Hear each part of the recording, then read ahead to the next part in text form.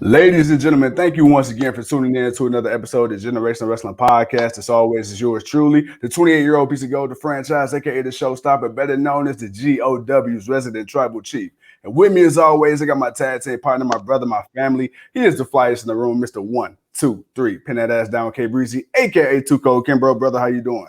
Man, I'm good to go, man. How are you, man? Glad we got a special guest with us today, man. We're gonna have a little fun, man. I'm really excited. Well, with that being said, with no further ado, she's wrestled for companies like NXT, Shine, Shimmer, Insane Championship Wrestling, Pro Wrestling Australia. She's also held ICW Women's Championship, the PWA Women's Championship, PWA Tag Team Championship, and Heart of Shimmer Championship.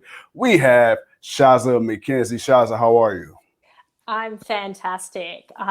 Those intros that you had for for both of you are some of the best intros I've ever heard on a podcast. And I thought I need to pick up my game. I need more nicknames to spitball before my name comes out. Well, look here, trust me, if you ever need them, I got you, okay?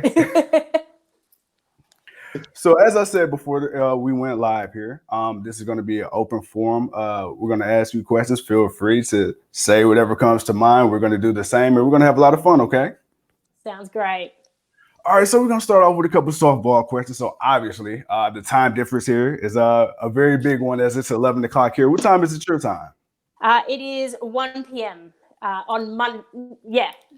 Is it Monday? Yeah, it's Monday. Yeah. It'd be Monday for us coming up. Yeah. Yeah. So I'm in the future. And if I'm not mistaken, you're from Australia, correct?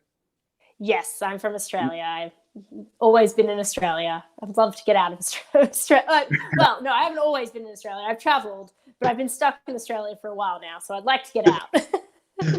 So speaking of, I see you guys are back under quarantine. How has that been for you?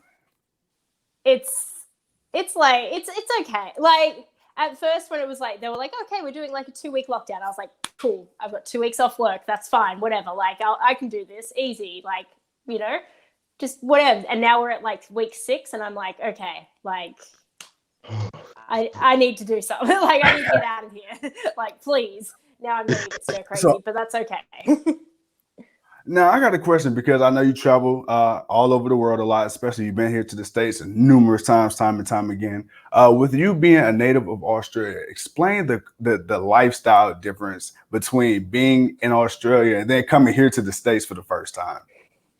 I think Australia's it's very similar. It's a very similar culture, but I think Australia is just a little bit more laid back, a bit more chill, a bit more everything's fine. Right. Just a bit more laid back. But with that said, that's nothing like us. Yeah. But I do think Americans are very polite, where they're always very oh hey, how are you, that was doing a weird very they're very happy and stuff, but I don't think it's the same as we're very just whatevs, mate, hey, how's it going, whatevs. Whereas it's more in your face happy, and we're just yeah, cool, whatevs.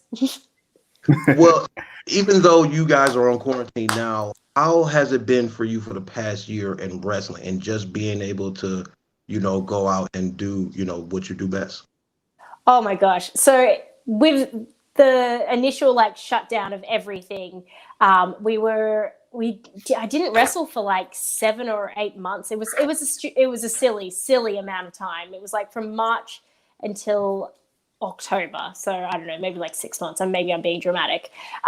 Because we were allowed to return to training a lot sooner, but we weren't allowed to have capacity amounts of people in buildings. So we did a few no crowd shows, but then we didn't really do anything much until about October, which was hard, but we got through it. And then but then the last from October through till June, when I felt we were kind of we were in a bit good groove, and it was getting things were picking up, and we were the world, it was kind of my schedule was getting busier. I was I actually have wrestling every weekend again. It wasn't maybe I'll have wrestling once a month if somehow I can do this. But like, yeah, it was starting to pick up, and then it all crashed again. But that's all right. Whatever. It was nice. It was nice to sort of have normality for a couple of months. Can you explain the psychological toll it takes on you as a performer? Wrestling in front of a crowd, then going from no fans and no audible reaction to having to do it basically in front of nobody. It's wrestling in front of no one is so like you don't like you know whether or not you're doing things good or bad, like technique wise, but you don't know if you're doing any, like you don't know if what you're doing is connecting to anyone at all, because there's no feedback, there's no like cheering or booing or like oh, like because even like hitting the crowd go oh, like okay, that was a don't do that. Like they didn't like that one. They didn't like that one. That's that. But like you don't have that. You're just trying things, and you're like, I don't even know if any of what I'm trying is like connecting to people whatsoever, because there's no feedback to it all. So then, yeah, having a crowd react to things and like know whether or not you're doing something good or bad or whatever in between is just like I don't ever want to have to go back to no crowd shows. Like I will happily wait till they let us have crowds again. I lie. I probably won't. I'll probably be like, yes, I want to wrestle as soon as I'm allowed. But like in theory. Like it's like if I got a choice, I would rather just have the crowd. But yes. that's but I because I've always wondered, I always thought that maybe it probably may help some wrestlers, because you have to kind of you have to push a little extra. You have to go a little further with what you're saying and what you're doing. So you have to make it feel through the TV. So even though that it was hard for a lot of people to want to watch wrestling because you didn't have the crowd participation, you still had some people who still watched it and they enjoyed what they saw. So I was wondering if, was there any moment or opportunity for you when you could, that you felt what you were doing was getting over, or did you feel like maybe it was staggering? Oh gosh, it was very like during this whole period of time, it was all very like, it wasn't until maybe like March that I was like, oh, okay, things like I'm connecting with the crowd again. Like, and I probably was connecting with the crowd before that, but I feel like we had like this lull period when we first went back to shows where the crowd just reacted to everything. So it did, like, I didn't know if I was doing good or bad or whatever. They were just excited. Like it wasn't like I wasn't doing my job to get a reaction from them. They were just like, hell yeah, we're wrestling. This is great. I was like, oh my God. Yeah, exactly. And you're like, hell yeah, I'm killing it. But like, I was like, they're just excited for everyone. So it was around March where I was like, oh yeah, okay, like they're reacting to what I'm doing, and like they understand my story and the story that I'm trying to tell with my character. And so that was, I think that was a good little turning point in this whole experiment. Which it was for everybody. It was definitely an experiment for everybody. Franchise? All right, so my question for you, so growing up, were you always a fan of wrestling? Like, when did you get into wrestling? How did that come about? I was not a fan of wrestling. I was very girly. Like I was a very girly girl. Like growing up, I wanted to be a singer and a dancer and a pop star, and I was going to be the next Britney Spears or whatever. And then and then when I was like 15, I think. I was then also like a really cool person, and I had a boyfriend that was like older than me, and I used to like hang out at his house, and he wanted to watch wrestling, and I was like, I don't want to watch this. This is horrible. Hate it. And then one day he like wore me down and he put it on, and I was like, fine, whatever. And Trish Stratus walked out, and I went, what is this? What is this? This is like she was just so gorgeous and so strong and like so badass and like just kicking ass. And I was like, oh, this is the coolest thing I've ever seen. And then like from that day, I was obsessed. Like I broke up with the boyfriend. I was like, don't care about you, care about wrestling. Don't care about my friends, care about wrestling. Like it was it. Like I was on every forum. Like within a week, I was on every forum. I'd rented every DVD. It was all I cared about. So basically, if he hadn't have shown it to you, you would have still been together longer, possibly, huh? Possibly. Well, it's a good thing he did, because you win some, you lose some. all right. Hey, well, that was one worth losing because we got you. So we. So speaking of wrestling, okay, so when did it kind of click for you? Like, this is something I can do and actually make a living and a career out of it, possibly one day. I did, like when I started training to be a wrestler, I didn't think I was going to make it. It was like I didn't think this is going to be a career, or I'm going to make money, or even that I'm going to travel the world at all. Like I thought, especially so I started training in 2007. So women's wrestling specifically at that time was in a very, very different era, and then on top of that, I was in Australia. And at that time, no one from Australia had been signed to WWE other than Nathan Jones, which I don't really, not really the same. Right. So it was a very when I started wrestling, I was just like, oh, this is cool, like that I get to like hang out with my friends on the weekend and wrestle and learn, like perform and like learn this thing that I like. It wasn't until probably there was a point, I think, when I was about 3 or 4 years in, where I was like, okay, I need to travel. Like, I'm not going to get any better in Australia. But I still didn't think like I wasn't trying to make wrestling a career, because it's still like WWE was still very much in the diva era, and I'm not a diva, and I knew, so and to me that was the only way you make a living, is if you get signed by WWE. So it wasn't actually until I did work at NXT in 2015, which came about very sporadically, and they asked me there the day before, because I was in Florida visiting people, and like they were like, oh yeah, come down tomorrow at 1 p.m. and I was like, what are you talking about? Okay. And then so it wasn't until I did it that I was like, oh, like maybe I could do this. And then from that point on, which was like October 2015, from that point on, I was like, I am going to be a successful professional wrestler, and I'm going to make a living out of this.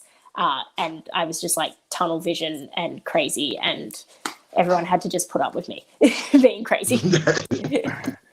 Well, speaking of NXT, you have quite the relationship with Jessica McKay, aka Billie Kay, and you also wrestled Kairi Sane. So can you please explain, because I was listening to it earlier, but I want you to kind of reiterate, how did the whole NXT experience come about?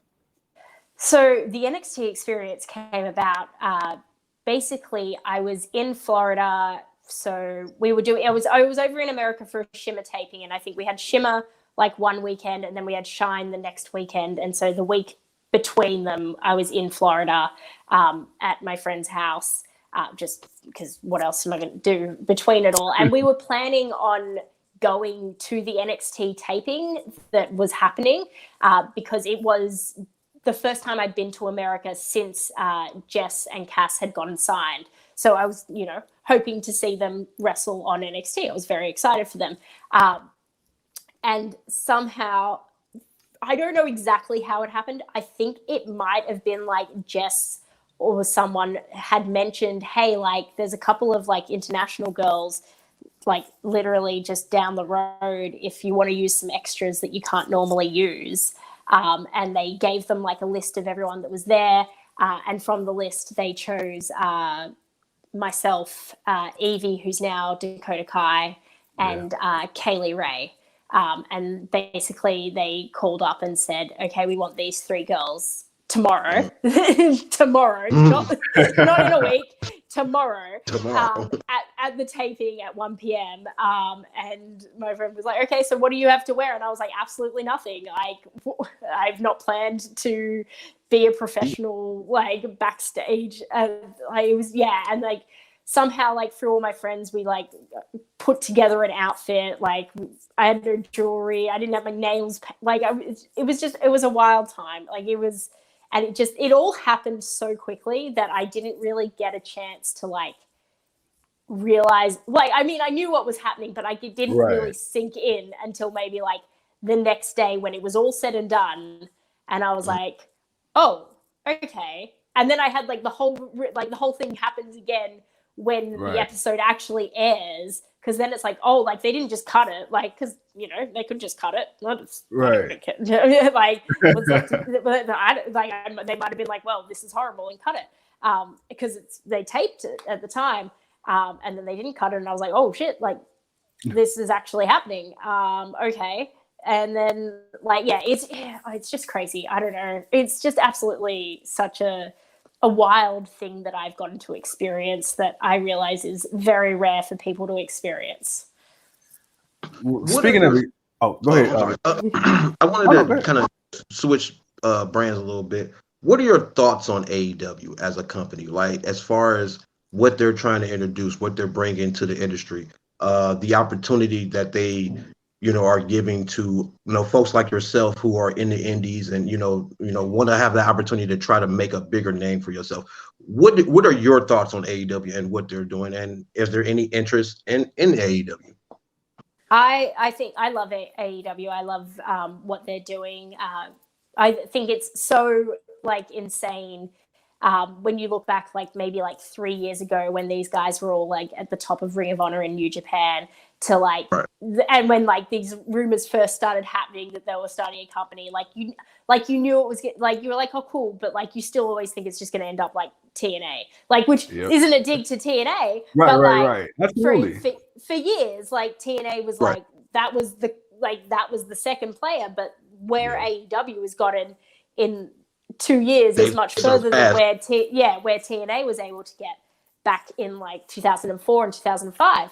So it's so wild to see what they've accomplished, and like to see them selling out arenas and just everything that they're doing, and to do it in their own way, and like not just be a carbon copy of WWE. And I know they get a lot of slack because they have ex-WWE stars in there, but I think they have a very good mix of like the ex-WWE stars and the and like fresh talent. I think they've done a good job at mixing it. I love their women's division. I wish their women's division got more time on TV. But me too. I think, but whenever they are given the time on TV, they excel, and I think that's so amazing. And like they get lots of time on Dark and Dark Elevation, and now this Rampage is coming, and what's going to happen there, I don't know. Like, so I love AEW. Like that is, if I could choose where, if I had like, if some reasons all the major companies said, we want to hire you, and I had to choose, I would choose AEW, because I think that is a brand that represents what I represent, of that like self-made and just, betting on yourself and doing the hard work yourself and just going all in, essentially. Have you been able to go to any of the events prior to, of course, the shutdown? Have you been able to go to any of the AEW events or anything? Yeah, so I was in the AEW All Out, the Casino Battle Royale that they did in Chicago. I remember now. Oh my God. Yeah. Okay. Oh wow. Okay. I mean, I was in it for like 30 seconds, so that's fine. It was a very long flight compared to how long I was on TV. So sorry. No, don't apologize. And I also got to in that. So I was at All Out. I went to Double or Nothing. I was in Vegas for StarCast, and I went to Double or Nothing, like the first Double or Nothing. I have my ticket for Double or Nothing in my wallet always, just to kind of like remind me of what my goal is, which sounds really lame when I say it out loud, but like it's just there. It's just there to be like, okay, I'm manifest. Like, want to manifest that. Yeah, that's all that is. Manifesting. Yeah. So I was I went to Full Gear as well, because I was in town when bloody Kenny and Mox had the crazy death match of Doom with the giant barbed wire thing, and I was like, what is going on?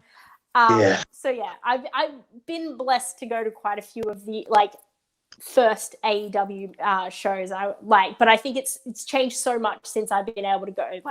Like the last time I was there was November 2019. So like we're nearly 2 years on, and I think the roster and the production and everything has changed so much. I'd love to see what it's all like now. And I just like to get my foot back in the door. Hey, we can help, we will help. So that's all. Well, speaking of AEW, speaking of the women's division, because you said something that, myself and Two Code here, that was our main complaint, if we had one about AEW, was the lack of airtime the women got. On AEW Dark, the YouTube version anyway, you would see the women, but on the main roster, it's like, okay, we need more women. And I think that's one thing WWE has kind of really started to showcase a lot more of. And we know that hasn't always been the case. But now seeing the buzz that Thunder Rosa and Britt Baker created, seeing Bailey, Davina Rose back when you wrestled with her, Penelope Ford, Mercedes Martinez, Heidi Lovelace, aka Ruby Riott, Tessa Blanchard, to see these women you were in the ring with and to see the waves they've made on a mainstream level. How do you feel about women's wrestling now? Do you think it's finally getting the recognition it deserves?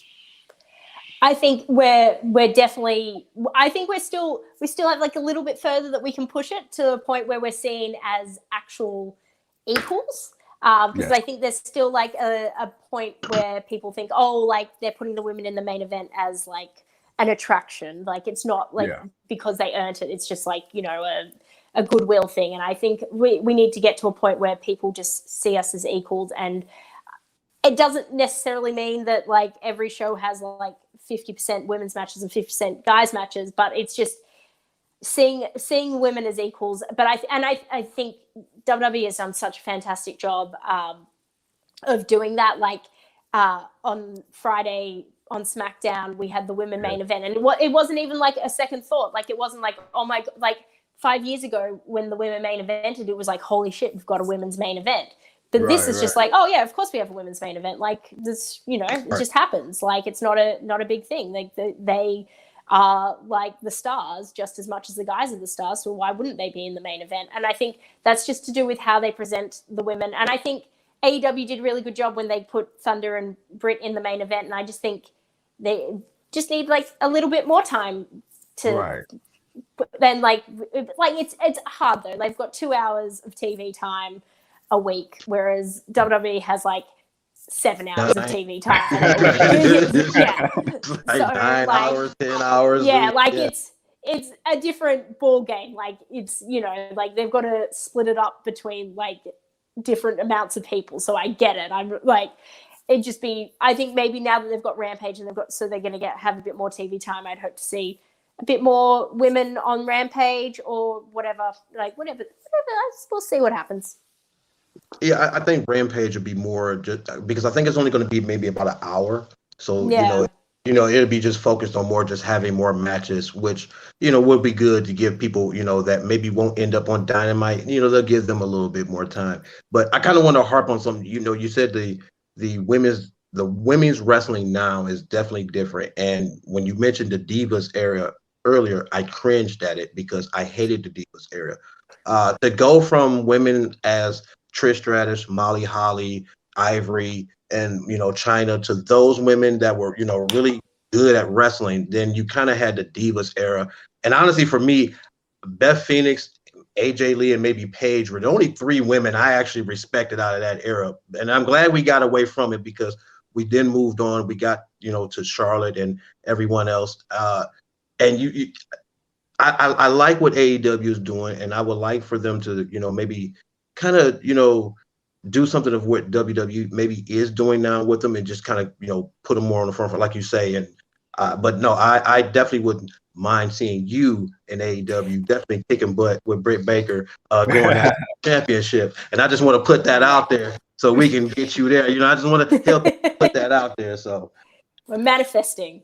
You're right. We're manifesting. We're putting that out there. No, I definitely like this new era of women wrestling and do think that they should get more time because like you say, 5 years ago, it was a surprise because the last time before that was maybe like 10 years ago when it was Lita and Trish. Trish and Lita, You hadn't seen many women main event, and to see them main event so frequently now, that is awesome. But yeah, but we're going to manifest that. We're going to get you there. We're going to make sure we tag TK and Brandy and everybody, but that's later. We're going to do that. We're going to definitely do that.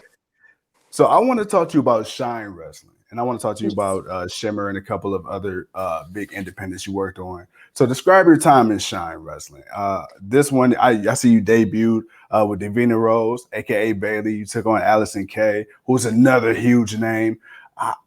Seeing the women you've been in the ring with now, does that motivate you even more to know, like, hey, I was already stepping toe to toe with these women. I see where they're at. I see what they're doing. That's me, or that's going to be me. Like, how much of a reality is that to you now?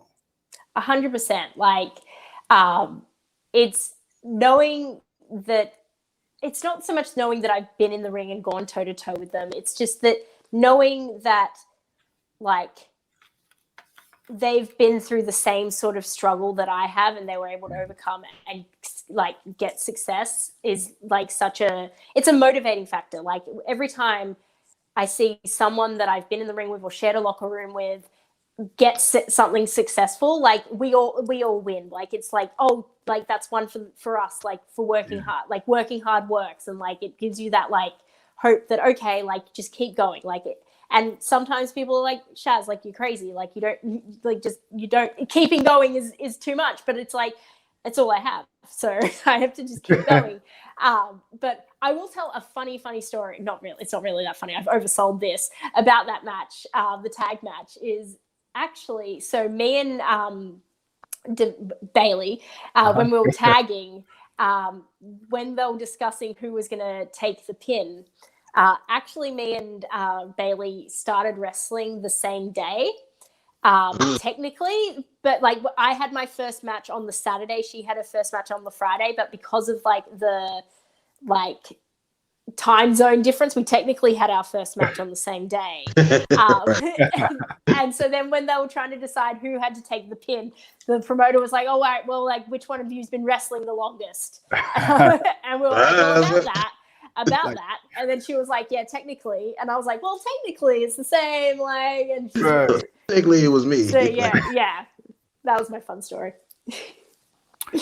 Okay, so what would your advice be, especially to young women that's really trying to, come into this game, especially because, like you said, we're trying to get the women on, get it seen as equal, right? We already know, me and Tugo, we say all the time, a lot of the matches on the card, our favorite matches are the women. So what would your advice be to young girls right now that's looking up to people like you and others that want to get into this but aren't really sure?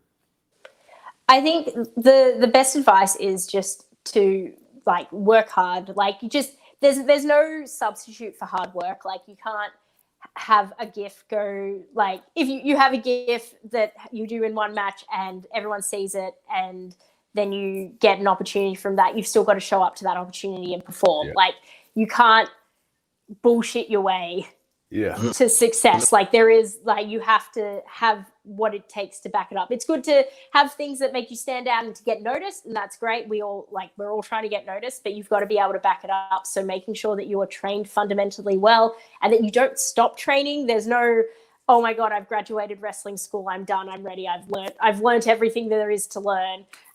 Just keep working, and like, don't work through injuries, but just keep working hard, keep doing whatever you can, whether it's match study, whether it's like just practicing promos in your house in front of a mirror so you get more confident talking, because it's just like, that's such I think an oversighted part of wrestling, especially on the women's side. I think that a lot of girls don't even think about cutting promos that often. So I think like things like that, and like go to the gym and all that sort of stuff, but just be consistent and persistent and work hard, because there's just no substitute for hard work, and it just is what it is. I would definitely love to hear you cut a promo on AEW, because just by talking to it, I can definitely hear that you would definitely have something to say. So and like I said, we're gonna manifest that. We gonna get that there. But we're gonna manifest it. Right, but I see that you rank within the top 50 of the PWI, top women wrestlers. How does that make you feel, knowing that you're one of the top 50 women wrestlers in the world? So every year that list comes out, and there's always the people that go, "It's just a silly list. It doesn't matter." But like, it matters. Like, it doesn't matter, but it's cool. Like, it's Exactly. if you're a wrestling fan and you've been a wrestling fan before you become a wrestler, being ranked by PWI is freaking cool. Like, Exactly. I don't. It's been around forever. Yeah, like exactly. Like, I don't look into my ranking and go, "Oh, well, I should have been higher, or I should have been lower, or like how this person beat me, or whatever." Like, but it's just cool to be like recognized for your hard work. And like, I didn't get listed. I don't think I got listed until like 2017. So I'd been wrestling for like 10 years or 9 years by the time I got ranked. Majority wise would be because I live in Australia, so nobody actually sees half the things I do. Because until like 2 years ago, we didn't have like streaming and video on demand and stuff. So it was like just like years of my career that just don't exist and are in the abyss. But that's okay. But like, it's just, yeah, it's really cool to get like listed. And I'm like, when I finally got listed, I was like, fuck yes, like this is cool. I wasn't like, oh my God, like I'm so much better than everyone, but it's just like, yeah, like cool. Like I did this, like somebody recognizes me.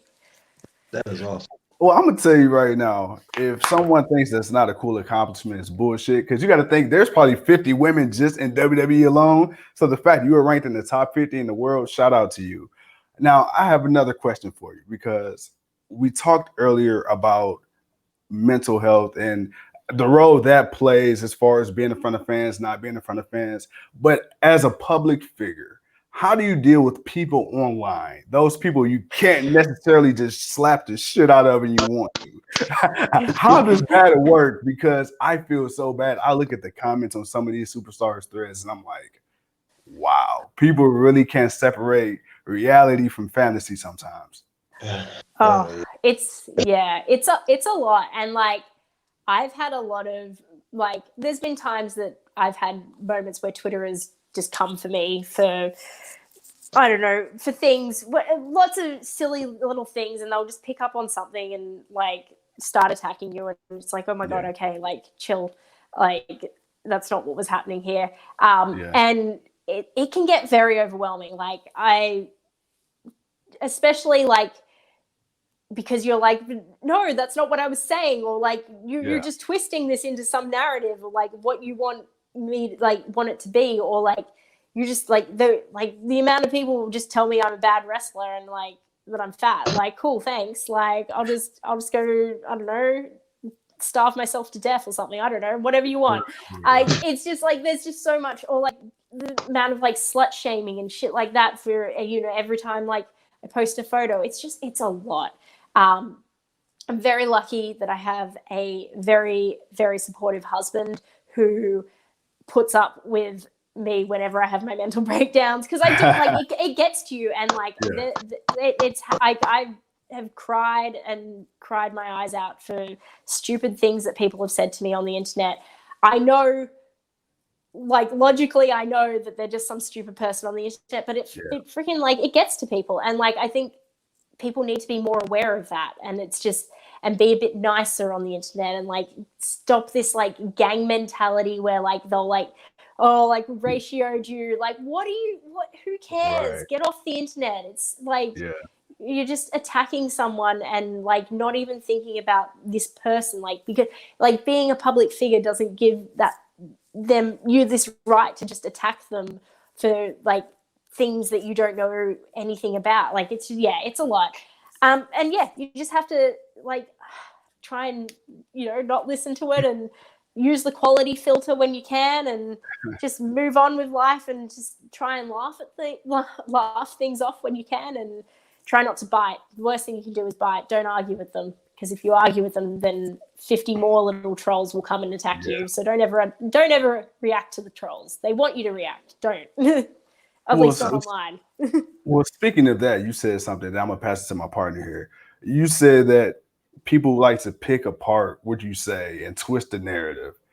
That brings me to my next question: cancel culture. It's something that's running wild through every aspect of entertainment in general. How do you feel about that? Especially with wrestling, because wrestling is very subjective. Wrestling is a sport unlike a lot of others where you blur reality and fiction. It borderline a little racy a little bit with some subject matter and people and things like that. So yeah. You have to throw that in there. So how do you feel about that? Because we as fans know for the most part, okay, hey, like this is just part of a storyline. But how do you feel about people once again online trying to decipher something that might have happened 10 years ago for entertainment purposes, and then they try to bring that up now and cancel people? I think, especially like the last year, I think cancel culture I hate the term cancel culture, but like there are people that needed to be run out of the wrestling business and have been run out of the wrestling business, and I think was a good use of social media awareness, especially when it comes to like the speaking out movement. And I think there were a lot of necessary things that needed to be said and done. I don't think we needed to like just attack people.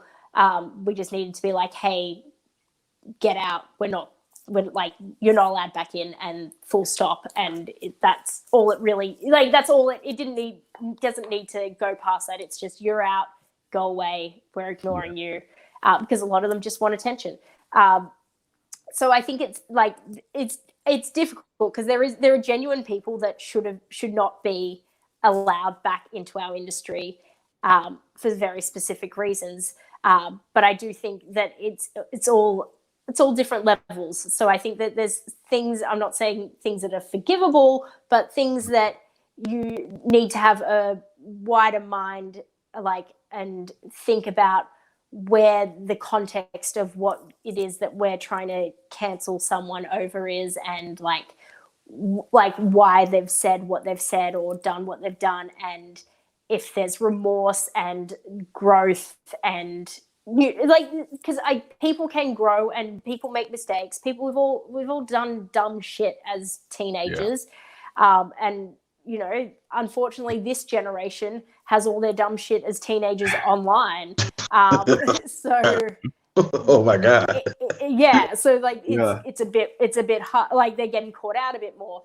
But I don't think, personally, I'm not the same person I was when I was 15. I'm not the same person I was when I was 20. I'm not the same person I was when I was 25. Like, I think as long as you acknowledge that people grow and learn, and that we're not stuck in who they once were 3 years ago, 5 years ago, 10 years ago, I think that's a better way of going about it. If they don't show remorse and they very clearly are the same person they were when they were 15, then, like, cool, go away. But like, I think it's, just having a better understanding of like how people grow and learn. And, it's not, people say dumb things and people make mistakes, and they're not trying to be vindictive and hurtful on purpose. And you just have to, and like, explain to them what they've done wrong, and help them learn and understand what they've done wrong, so that they can grow from that and become a better person and not make that mistake and they can help make sure that their friends don't make that mistake, and they pass on the good message.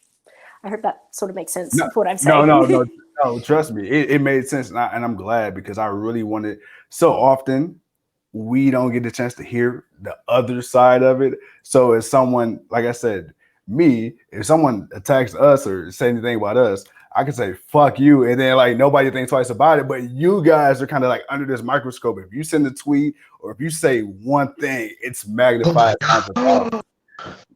Yeah, it really is. Too cold. It's your turn, brother.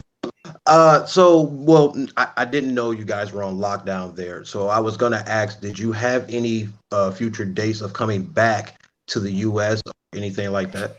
Well, but then I'm like, but she's kind of on lockdown, so I guess that question. But was there any plans for anything prior to the lockdown?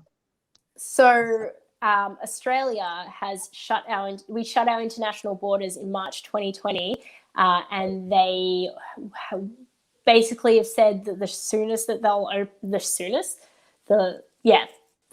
most likely they won't open. I don't know. You said it right. You said it right. You're good. Soonest that they'll open is like mid next year. But I'm hoping, like it's been messed up. We've literally been locked in here, which like I understand why they've locked us in here, because if they stop people coming and going, then they can stop the virus. And then, but which like was working for them for a while, but then it didn't work, and now we're in lockdown. So it's like the second they say that vaccinated people can get on that plane, I am there. Like that is all, like that's all I care. Like it's just, that's all I want. Like I just want to be able to just have like one like maybe it's one more run over in America, maybe it's not, I don't know. I just want to know that I tried and that I gave it my all, and if like that's it, then that's it. But I felt like I was just about to like hit my peak, and then the world crashed. So I just need to like just do one more thing. Just you need to punch somebody. That's all. Just say you need to punch somebody. You need to slap somebody around. I get you. That's right. You need to go to AEW and slap somebody. See, that's what it is. I got you. I understand what you're saying. I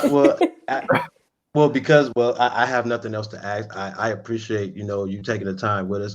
Franchise man, I don't know if you got something else you want to ask before we get out of here, but I definitely, your energy is awesome. I definitely see more of you. So yeah, we're gonna beat this thing. I don't know how we're gonna beat this thing. We're gonna beat this thing, and we're gonna get to see more of you. Thank you so much. Thank you. All right, so I do have one more thing to ask you. So, since you liked my introduction earlier, I figured, maybe I can get one from you. So, what I would like, and I'm asking pretty please, if we can get Shazza Mckenzie to cut a promo introducing the AEW. I mean the GOW, excuse me, Generation of Wrestling Podcast. The Brian about to say, right? Not them. We're gonna manifest to them, but now it's about us. I'm doing like the opening to the podcast. Yes, ma'am. That's what I'm doing here. All right. Oh God, on the spot. I don't know if you've heard this. I have my own podcast, and I had it for like a year, and I still never worked out an intro. See, now you got to do one now, especially after today. You definitely have to get one now. I know. Okay. This is Shazza Mckenzie. I'm here on the GOW podcast, the podcast about freaking all the good wrestling and all the cool things. We've got the franchise, we've got Too Cold, and you got your girl, Shaz. Awesome. Thank you. And now before we get off, feel free. Any social medias you have, please plug them in so we can follow you. My Twitter and Instagram are at Shazza_Mckenzie. Those are probably the best places to follow me. I have Facebook, I guess, if you want to use Facebook, but I don't know. Most people under the age of 40 don't. Then there's some 35-year-olds there. They're quiet, but they're there. They're there. They're there. And then the best place or way to support me is my Patreon, which is patreon.com/Shazza Mckenzie, where there's a bunch of exclusive content, photos, live streams, podcasts, random crap. I don't know, my daily update of me just being like, hey guys, I'm in my apartment again. So that's great. So yeah, like damn COVID. Well, with that being said, ladies and gentlemen, thank you once again for tuning in to another episode of Generation Wrestling Podcast. You are truly the 28-year-old piece of gold. He's Too Cold, and she is Shazza, aka future AEW Women's Champ. Don't quote me on that. Nah, you can't. Peace. No, you can.